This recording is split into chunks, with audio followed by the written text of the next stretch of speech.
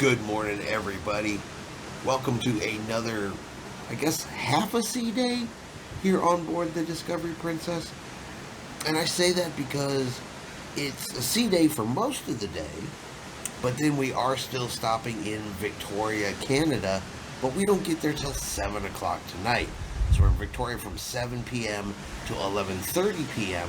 So it's mostly a sea day, and then one more port stop. And of course, this is also our last full day here on board Discovery Princess. Tomorrow is going to be disembarkation. So I'm gonna go ahead and get this day started.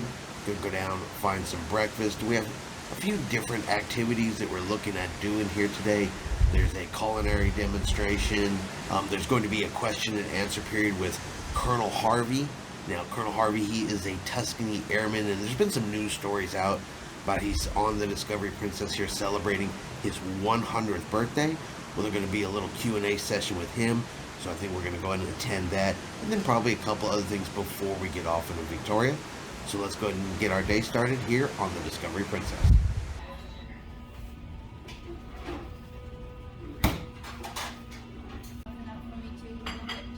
They got donuts, they got smoothies, they got monkey bread. All over here, do you see something you want to eat? What do you want? She is over there getting her morning coffee with her breakfast. So we went down to Princess Cafe for breakfast. This is good. Got the little Princess McMuffins, monkey bread. Tiffany over there's got a chocolate croissant and coffee, and of course a McMuffin. McMuffins are actually pretty good on the ship. I guess they're not McMuffins, they're just muffins. Princess muffins. Princess muffin. Oh, and of course a little Red Bull energy drink to get the day going. And my finger right in front of the camera. That's not my finger in front of the camera. So enjoy the gratuitous finger shot. All right, so we went down to the casino so I can make my daily donation. Because so far this cruise, that's all it's been, is a daily donation. Except for Tiffany. Tiffany sits down on a machine and wins every single time. Maybe it's because it's your birthday cruise. Maybe. The machines know it's your birthday, so they're being nice to you. Maybe. Apparently they know it's not my birthday, so, you know, I really feel like I should have just walked by and just threw my money at the machine and kept on going, because that's about what it's been. Yeah. I mean, just awful luck this particular cruise. Normally I do really well, you know, and I win something, at least break even. But nope, not today. I've just been making pure, straight donations, so Princess Casino, y'all are welcome. Yes. But now we are here in the Princess Theater. They're going to do a culinary demonstration. And apparently a chef's going to come cook up something here, right here in the Princess Theater. So we thought we'd come check it out. And I think they're going to talk about a little bit about what goes on in the galleys, behind the scenes kind of stuff. And that stuff always interests us. Yes. I always like to know what's going on in places we don't see, places we're not allowed to go. And learn how to cook. And learn how to cook. Well, we do pretty good on that part, but they do cook some stuff on the ship that I have no idea even what it is half the time, much less how to make it. Yeah, exactly.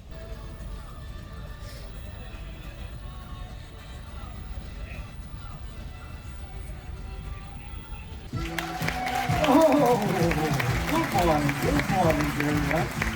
Nice to see you, huh? A full house, almost full house. Please welcome Silvio. Silvio. Petre. Good morning. Hallelujah.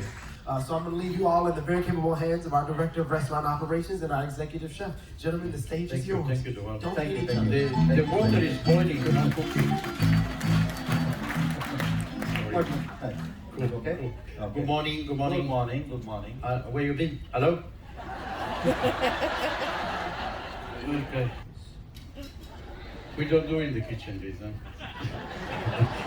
Please put your finger here like this. Yes. Okay. Little bit drizzle it on the top.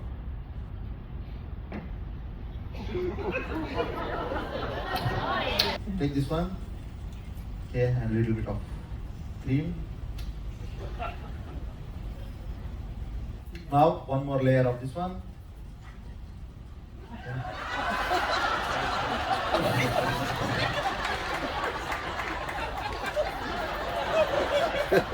Layer.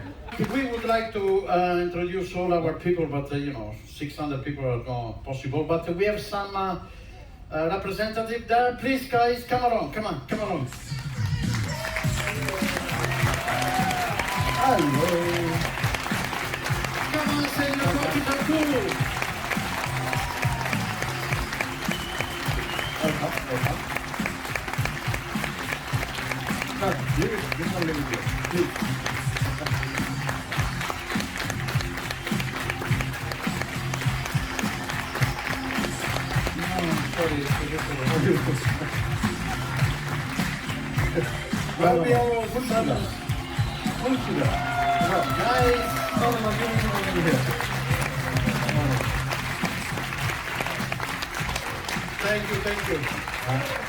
Thank you. We have also some senior officers here. Thank you very much. All right, so they're getting ready for a game, and it's crew versus guests, and it's called moose racing.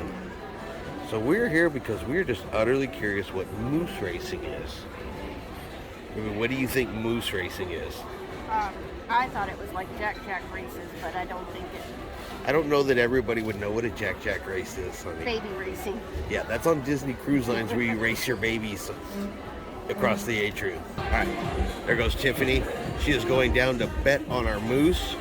We are going to bet on moose number 3. She's placed her bet.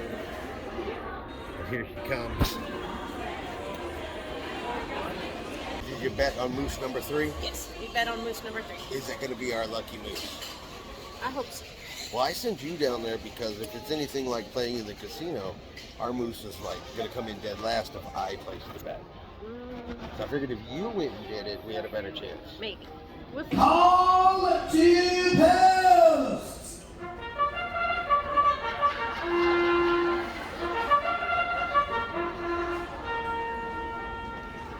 And they're off, ladies and gentlemen. We are starting moose race number 1. I'm going to give you one of these mooses. Go ahead and rock with not work. Moses, be moving. Come on, these are moving Moses. There you go. Get the momentum. Come on, you come on. I'm talking about you. I need moving Moses. No, I need you to move. You ain't gonna go nowhere if you don't start moving. There you go. Starting off, we have moose number 6, moose number 5, and moose number 3. Moose number 6, moose number 5, moose number 3. This is moose number 6, and then moose number 5, back to moose number 3. Next, we have moose number 2, moose number 4, moose number 5, moose number 2, moose number 4, moose number 5, moose number 2, moose number 4, moose number 5. Next, we have moose number 1, moose number 5, moose number 6, moose number 1, moose number 5, moose number 6, moose number 1, moose number 5, moose number 6, Next, we have moose number 1, moose number 2, and moose number 5, moose number 1, moose number 2, moose number 5, moose number 1, and moose number 2, moose number 5, Next is moose number 2, moose number 4, and moose number 5. Moose number 2, moose number 4, moose number 5, moose number 2, moose number 4, moose number 5. All right. Our moose is officially dead last. Moose number 5, and moose number 6. Moose number 1, moose number 5, moose number 6. Moose number 1, and moose number 5, moose number 6 is Bailey. Next is moose number 1, moose number 2, and moose number 4. Moose number 1, moose number 2, moose number 4, moose number 1, and moose number 2, moose number 4 is Harvey. If you start moving, baby, it will work. Next we have moose number 6, and the double 5! And we're going to pause.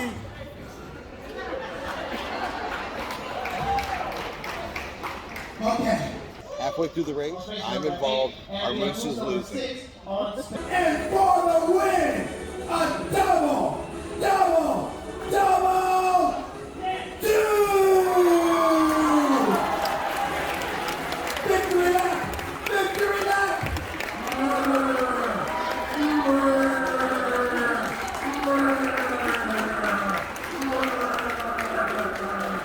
Okay, so Lieutenant Colonel James, what can I call you? Do you want me to call you Lieutenant Colonel James Harvey every time I reference you? I don't mind, I will. What did you say? You want me to call you? You want me to call you Lieutenant Colonel James Harvey every time I talk to you? No, you can just say Harvey. Just Harvey. Okay, all right, okay. Harvey. That's it. So we're going to find out about your life, about an extraordinary life that you've lived. Let's go with your background. Let's start with your beginnings. Where are you from? Well, I was born in Montclair, New Jersey in July of 1923. And in 1937, we moved to Wilkes-Barre, Pennsylvania. and we were there about a year, and then we moved to a little small town called Noongola Station in northeastern Pennsylvania. And there we were the only family of color living in the area. And I had no problems whatsoever, no name calling, no nothing. I was just another person, period. That's awesome. That's how I grew up. That's awesome. We actually have a picture as well. We have a picture also. We have pictures of you also, because you're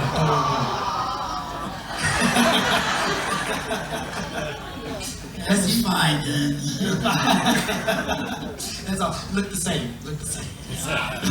So you grew up there. What made you want to join the military? What's the first thing that sparked your interest? Well, I was standing in my front yard one day, and I heard this noise. I looked up, it was a flight of 4 P-40 aircraft out of 44th, Pennsylvania. And I said, I'd like to do that one day. Say again? You joined the military, you joined, and that was it. Right. Yeah, it was easy. Very easy. It was easy. But you tried and it didn't work. You tried and it didn't work. What To didn't join the work? military. You tried. Oh, yes, I tried to join the Army Air Corps. And this was in January of 43. And they said they weren't taking enlistments at that time, which was a crock, because that was the height of the war. What they were saying is that I was the wrong color. Gotcha. You actually have a report too that said kind of what people thought about people of color Yes. during time. You want to read some of that? What is that exactly? Yes, actually it's part of the Army War College report of 1943. Army War College report of 1943. Yeah.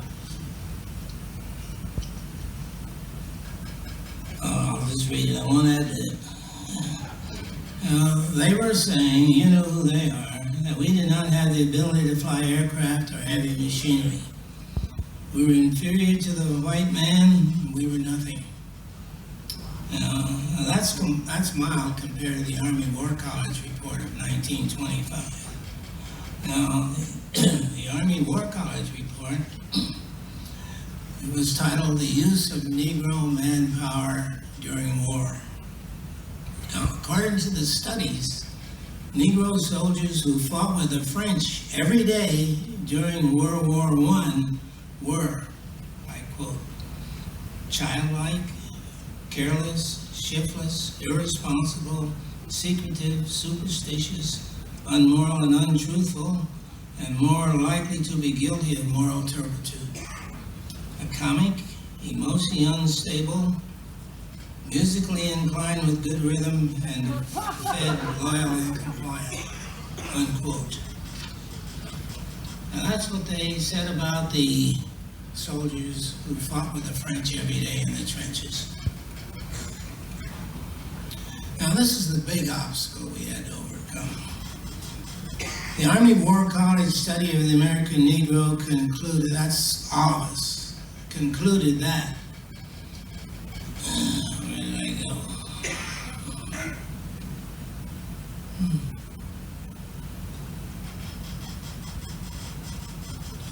Let me back up here.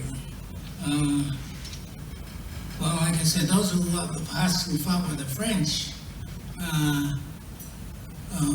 were considered very good soldiers. In fact, we were decorated soldiers.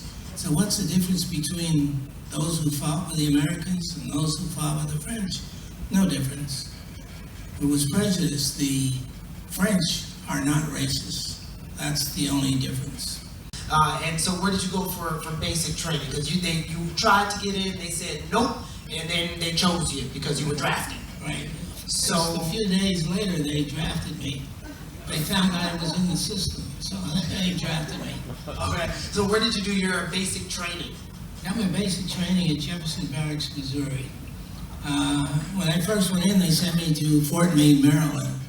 And there I got my shots, a uniform, and whatever else my toilet articles. And then they sent me to Jefferson Barracks, Missouri for basic training. Army Air Corps engineers, driving bulldozers, graders, carryalls, My mission was to go into the jungle of the Pacific, doze out an area, and build an airfield. And we used to go out and practice every day in a little town called Acatink, Virginia. And dust and sweat. I said, no, this isn't for me. So I applied for cadet training. I was accepted. They went to Bowling Field to take an exam. There were 9 whites and myself. We took the exam. When it was all over, 1 white and myself passed. All the rest, I felt like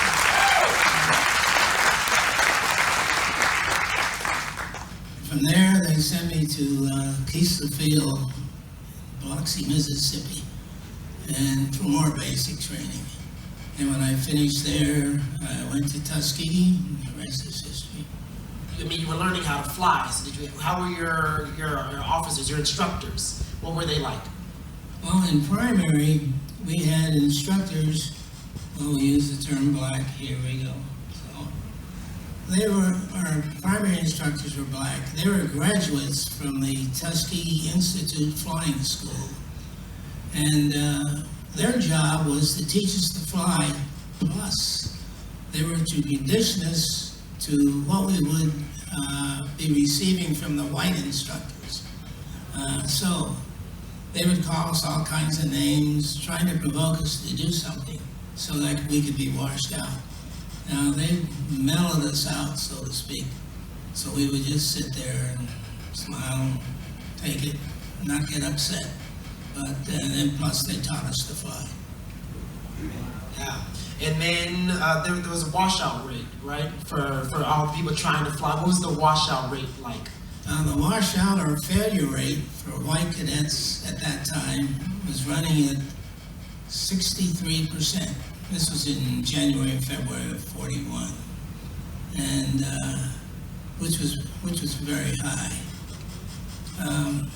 The first class that went through Tuskegee, the washout rate was 40%. They said, no, this will never happen again. So they made sure they had a washout for us of 73% or higher, 10% higher than the white cadets. And yeah. But so you were better because you had to be better. Oh yes. Like all the airmen, you were fighting against not just each other. You all wanted to be the best, but you had to be. You had to be, right? That's right. Yes. Because if you weren't, then you'd be washed out, and everyone also wanted to be better than everyone else. Like as far as the airmen go, as far as you all go. So who was the best out of your entire class? Who was the best? Pilot involved with Tuskegee Airman? Yeah, who was the best? Who's telling the story?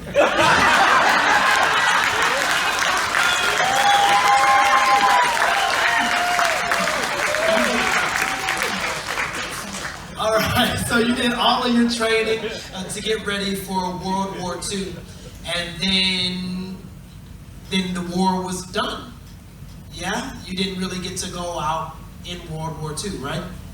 Well, I tried. You tried. I went to Walterboro, South Carolina for combat training. And here we were flying the P-40 and the P-47 aircraft. And I completed my training, had my bags packed, within 1 hour catching the train to go to Norfolk, Virginia, to get on the ship to go over and join the group in North Africa. And we got a message saying to hold us. The war in Italy was over. They expected to wind up the whole European theater, which Hitler gave up the following month. May, so I didn't get to go to Europe. However, when Korea started, I was in Japan. Gotcha. But a little bit after that is when you competed in Top Gun, Yes. the Top Gun weapons competition. Can you tell us a little bit about that? Sure. How did that happen? What was it? Because people know Top Gun as the movie, but it's a competition broken into different parts. What is your history with Top Gun? Okay, in January of '49, the Chief of Staff of the Air Force sent a directive out to all the fighter groups in the United States that they were to have weapons training competition between each fighter group and between each pilot at each base. And They were to select the 3 high scorers as primary members to represent their group plus 1 alternate pilot. Well, we, the 332nd, had been to England a month prior, so we had scores. So based on our scores, Captain Temple of the 300th Fighter Squadron, First Lieutenant Harry Stewart of the 100th, and myself of the 94th, made up the team that represented the 332nd Fighter Group, plus Lieutenant Halbert Alexander was our alternate pilot. Now, the alternate pilot got to fly in case one of us could not fly. So it was the weapons competition that you competed in. What was that? The weapons competition was what you competed in. And how'd you do? How'd we do? How'd you do? We won.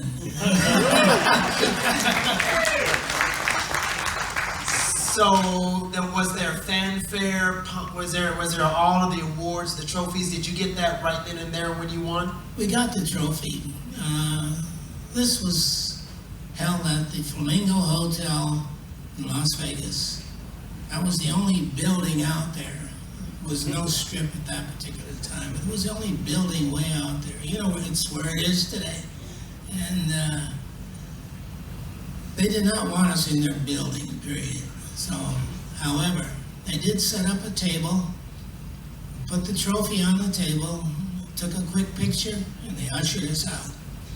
Now, normally, after a weapons meet, they have a banquet. However, the wrong people won, so they didn't have a banquet, but they did have a buffet breakfast out by the pool the next day, and that was our celebration. Anyway. You went over to Japan, you said, yes? Yes. So, Japan, how was it working with on bases in Japan? I heard you had to fly blind. You had to fly an airplane blind. Why did you have to fly blind? Okay, that's another story. Eddie Drummond and I, we were in the 94th. We shipped out together to Japan. But prior to us going to Japan, they sent our 201 file. And in there was our picture. So, wing commander of the Misawa Air Base, that's where we were headed, called all the base pilots into the theater. He said, we have these 2 Negro pilots coming in, they'll be assigned to one of the squadrons. Well, the pilots told us this themselves after we reported in. They said, no way are we going to fly with them. No way. Okay. Eddie Drummond and I report into the wing commander, and we sit there and we chit-chat. And he says, what do you want us to call you? I said, well, I'm a first lieutenant. Eddie Drummond's a second lieutenant. How about Lieutenants Harvey and Drummond? He said, okay, which was he was supposed to do anyway. Then he made a big mistake. He said, we have 3 fighter squadrons on the base, 2 P-51 squadrons, and an F-80 squadron. F-80 is a jet. He says, which squadron do you want to go to? I said, F-80. No hesitation whatsoever. So he put us both in the F-80 squadron. Now, the trainer version of the F-80 is the T-33. They did not have a T-33, but they did have an AT-6. That's what we flew in advance. In the back seat of an AT-6, there's a hood you can pull up, and you can't see out. All you can see are your instruments. So I'll use myself as an example. We each had 2 rides in the back seat of the AT-6. So I get in the back of the AT-6, pull the hood up, I can't see out, all I can see are my instruments. The pilot up front, which was one of them, got clearance for takeoff from the tower, and then after he lined up on the runway, he says, you've got it. So I apply power down the runway, get off the ground, pull up my gear, flaps, mixer control, prop pitch, all the stuff you have to do. Fly around doing the maneuvers he wanted me to do. Then I contacted ground control approach, and they vectored me in for a landing. Then when I touched down on the runway, he took over. I had 2 flights like that.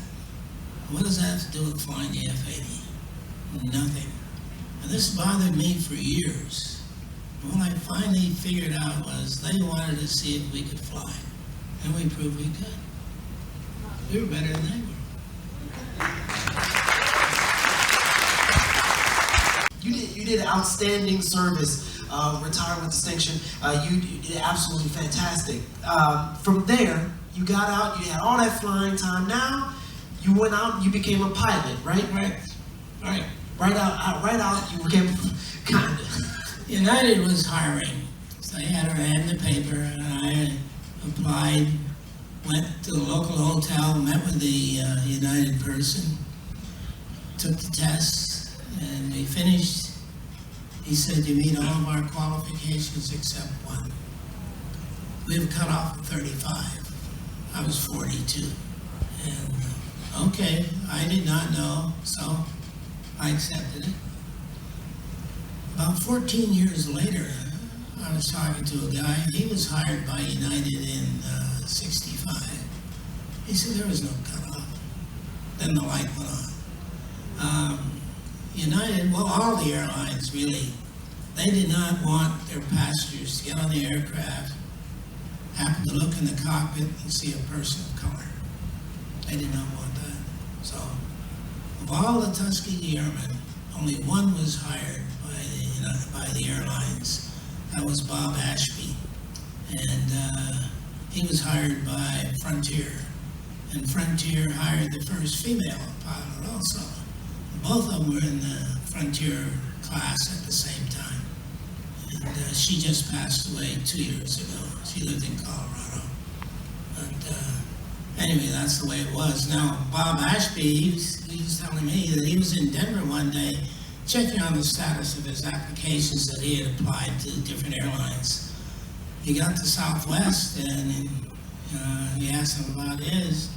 They started giving him the runaround, and they said, you can't do anything about it. We'll find some way to not hire you. So anyway, that's the way